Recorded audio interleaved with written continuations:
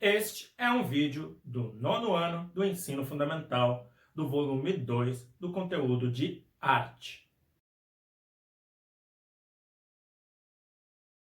Eu sou Heitor Bonifácio, seu professor de arte. Você já assistiu um espetáculo de balé? Ou uma peça de teatro? Os dois têm muito em comum. São representados em cima de um palco, acompanhados às vezes de música. Por que não juntar as duas ideias? O teatro e a dança são artes do corpo, estruturadas com base no movimento expressivo. Embora sejam bastante semelhantes, nem sempre essas linguagens estiveram próximas uma da outra. Foi durante o período do modernismo que ambas passaram a construir cada vez mais pontos de convergência e, por isso, novas formas de expressão, o que originaria um gênero que mescla elementos da dança e do teatro.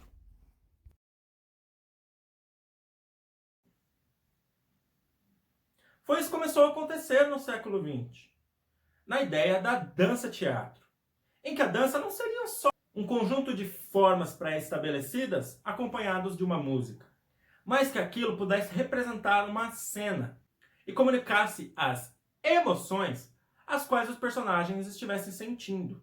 Vamos dar uma olhada no nosso livro? A dança-teatro é um gênero que define a união da dança com o teatro no que se refere à dramatização.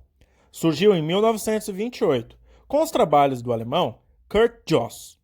Influenciado pela dança expressionista alemã, Jooss queria retornar a uma dança em que estivessem presentes elementos figurativos, que estabelecesse-se uma ligação com a história do seu tempo e que tivesse uma narrativa. As vanguardas do começo do século XX tinham se tornado demasiadamente radicais, e a dança, em certos casos, muito abstrata e distante da realidade.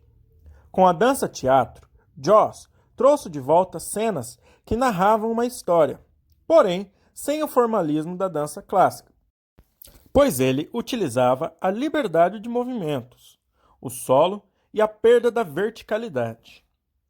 A dança-teatro une dessa forma a encenação de um personagem pelo ator e o movimento do dançarino. A dança-teatro, mais do que o teatro aliado à dança, é a dança que produz um efeito de dramatização. Por citar circunstâncias da vida, acontecimentos e trazer reflexões sobre o momento vivenciado pelas pessoas de sua época, a dança-teatro se aproxima da realidade e se distancia da abstração do movimento puro, sem conexão com os fatos do dia a dia.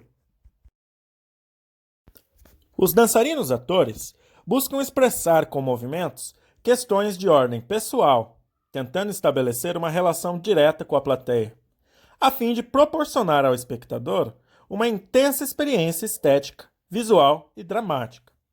Em alguns espetáculos, o público é levado a refletir sobre a sua própria condição, pois são comuns os temas críticos, como a indiferença das pessoas em relação aos problemas políticos e sociais, o culto à máquina e à tecnologia, entre outros. Kurt Jooss foi aluno e colaborador do dançarino e coreógrafo Rudolf Laban. Ao longo de sua carreira, Jooss criou um programa de treinamento com base na teoria de Laban, no que se refere ao estudo das qualidades do movimento. Suas coreografias articulavam elementos do balé clássico com um movimento construído pelos próprios dançarinos, atingindo assim um novo ritmo e expressividade para a dança. Para Jooss, a dança-teatro integrava-se com a música e, de forma dramática, aos movimentos dos dançarinos intérpretes. Depois de criado, a dança-teatro foi um estouro. Ela viajou por todo o globo, através do trabalho de Pina Bausch, talvez a maior coreógrafa do século XX. Kurt Jooss foi mentor de Pina Bausch, na Universidade de Artes de Folkwang, em Essen, na Alemanha. Essa relação se tornou muito próspera, principalmente em 1962, quando a dançarina, a pedido de Jooss, regressou dos Estados Unidos para a Alemanha, a fim de atuar como solista no grupo recém-criado por ele, o Folkwang Ballet. Pina Bausch, além de atuar como dançarina, iniciou o trabalho de coreógrafa em 1968 e, em 1973, foi convidada para ser diretora artística da companhia de dança Teatro Wuppertal.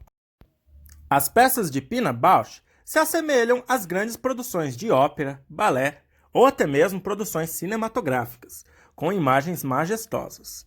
Mas, em algumas cenas, o espectador pode se deparar com um cenário vazio, silencioso e pouco iluminado. Os dançarinos se vestem como se fossem participar de um grande evento social. E no palco, podem apenas caminhar, fazer movimentos contidos, olhar para a plateia e até mesmo conversar com ela. Às vezes, são colocados em cena elementos inusitados, como água, terra e até sal. Bausch foi, sem dúvida, a grande responsável por disseminar a dança-teatro pelo mundo. Entre suas obras de mais destaque estão A Sagração da Primavera e Café Müller.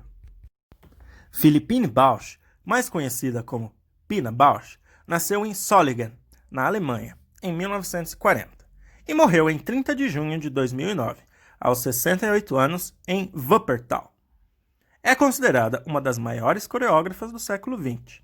Esteve no Brasil em 1982, com sua companhia. No Brasil, Heitor dos Prazeres, pintor e músico que produziu suas criações durante o período modernista, retratou em suas telas as danças populares, principalmente o frevo e o samba.